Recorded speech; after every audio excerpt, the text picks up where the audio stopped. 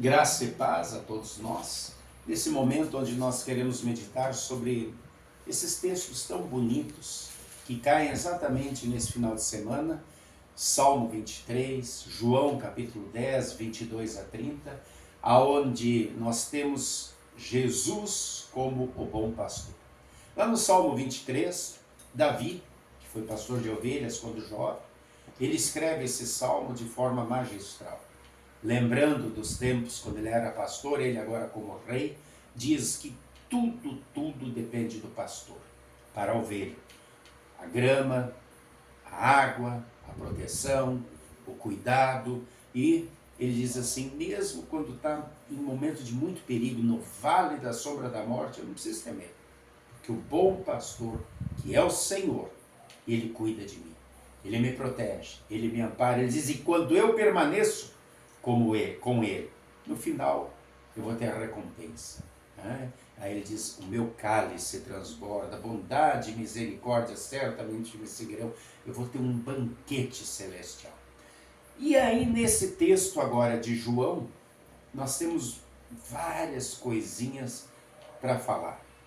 Jesus ele está no templo, na área do templo, num lugar chamado Pórtico de Salomão. E era a festa da dedicação. O que é essa festa da dedicação que os judeus celebravam? No ano 164 a.C., o templo ele foi novamente dedicado a Deus. Ele foi reformado. Por quê? Porque havia um rei pagão que fez uma abominação terrível. Ele odiava os judeus. E ele invadiu o templo com um cavalo. Sacrificou um porco, que era um animal imundo. E aquilo causou uma revolta tão grande, só que o povo judeu não tinha armas. Mas os sacerdotes, a família dos Macabeus, se reuniu e causou uma grande revolta e organizou o povo e eles venceram, então, esse rei pagão. E assim puderam novamente dedicar o templo ao Senhor, reorganizar o templo, que depois foi reconstruído totalmente por Herodes. Então essa festa da dedicação, que ocorreu no dia 25 de dezembro, no ano 164, antes de Jesus, era uma festa que era muito importante para eles. E Jesus estava ali. E aí o texto diz que os líderes judeus cercam Jesus. Imaginem a cena. Jesus está ensinando com os discípulos, de repente eles cercam. Como quem está dizendo, daqui tu não vai fugir. E aí eles, digamos na nossa linguagem popular, assim, querem colocar Jesus na parede, assim, chega Jesus, agora diz francamente para a gente, tu é ou não é o Cristo? Como quem está dizendo, tu não tem saída.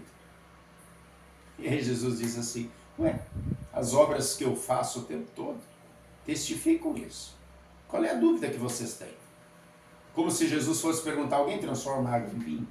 Alguém multiplica pão e peixe? Alguém consegue curar um cego, um leproso, ressuscitar um morto? Esses 3 anos faz que vocês estão vendo tudo isso acontecer. É ou não é o Cristo? Jesus diz, eu e o Pai somos um. E aí eles querem pegar em pedra para apedrejar Jesus, toda aquela coisa. Por quê? Porque a pessoa obstinada, de coração endurecido, ela coloca na cabeça dela que ela não vai crer. Então não faltavam evidências, faltava fé. Todas as evidências mostravam que Jesus era Deus. Ninguém fazia o que Jesus faz. Que ele era o Cristo prometido. Só que havia uma ego-idolatria no coração deles. Eles achavam que a verdade deles é que tinha que ser confirmada. Eles não aceitavam qualquer coisa diferente. Então, de maneira nenhuma, queriam aceitar Jesus como sendo Filho de Deus, verdadeiro Deus. E por isso odiavam Jesus.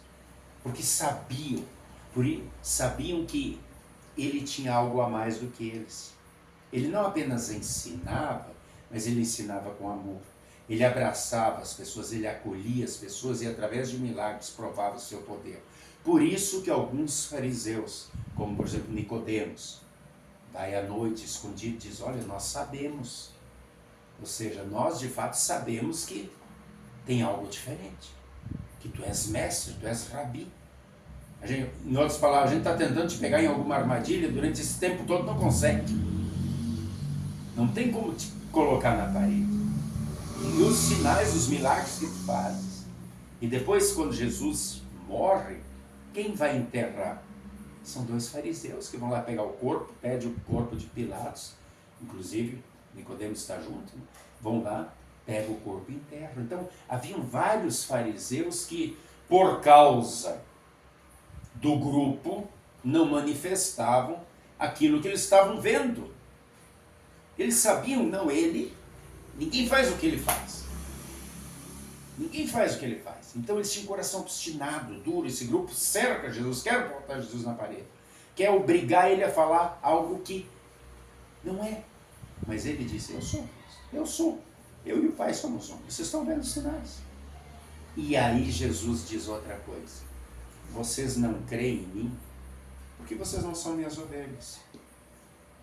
Porque as minhas ovelhas, elas ouvem a minha voz. Elas seguem a minha voz. E eu dou a salvação para elas. E quando elas estão salvas, elas estão na mão do Pai, ninguém pode arrebatar, ninguém pode tirar. E aí agora vem a grande pergunta, nós somos ovelhas do bom pastor Jesus? Nós temos essa certeza que Davi tem quando ele escreve o Salmo 23, que é Deus que nos conduz aos campos verdejantes, às águas tranquilas, que é Ele que nos protege, que é Ele que nos cuida, que é Ele que providencia vida, saúde, amigos, família, tudo que temos. Temos a certeza e agradecemos, reconhecemos. Buscamos andar como Ele quer que andemos no seu rebanho, como Jesus diz, ouvindo a sua voz e seguindo Jesus? Ou será que muitas vezes a gente é relaxado, é desleixado, a gente dá uma de cabrito, o cabrito ele vai para qualquer lado, ele não precisa do rebanho, ele se vira com qualquer coisa, ele está chifrada. Quantas e quantas vezes nós não queremos ouvir a voz do bom pastor e não nos comportamos como ovelhas? Que Deus nos ajude a sempre termos essa consciência. Jesus é o nosso bom pastor. Ele deu a vida por nós, para não nos perder. Ele cuida, Ele protege, Ele providencia tudo aquilo que nós precisamos para a nossa subsistência. E a única coisa que Ele espera é que a gente ouça a sua voz e siga a sua voz. E se a gente fizer isso, Ele disse, ninguém vai arrebatar, ninguém vai tirar uma ovelha da mão do bom pastor, porque o bom pastor é o próprio Deus.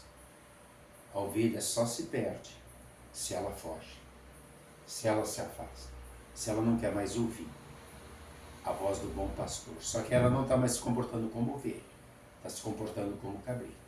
Porque a ovelha, ela tem uma peculiaridade, ela só escuta a voz do seu pastor. Qualquer outra pessoa pode chamar a ovelha, ela não vai. Ela só escuta a voz do seu pastor. Que cada um de vocês possamos sempre ouvir a voz do bom pastor Jesus. Gostar de ler e estudá-la na Bíblia.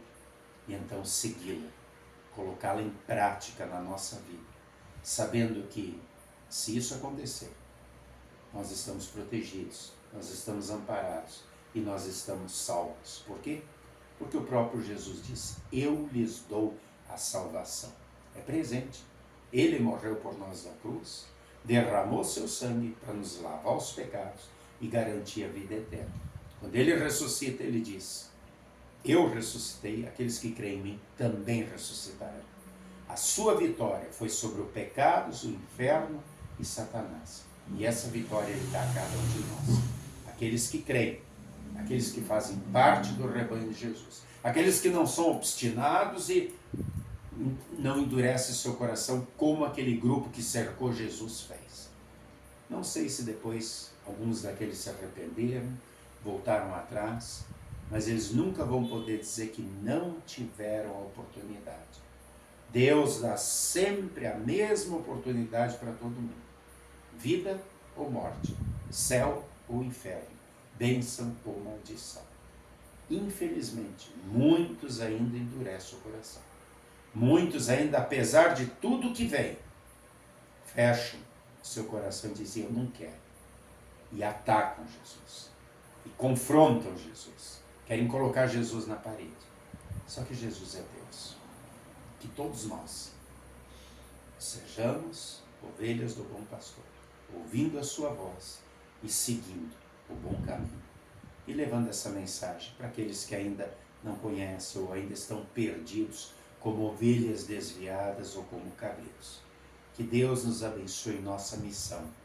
Em nome de Jesus, para a honra e glória do seu nome. Amém. E a paz de Deus, que excede o nosso entendimento, guarde corações e mentes firmes no bom pastor Jesus, que ama, protege, cuida e abençoa suas ovelhas. Amém.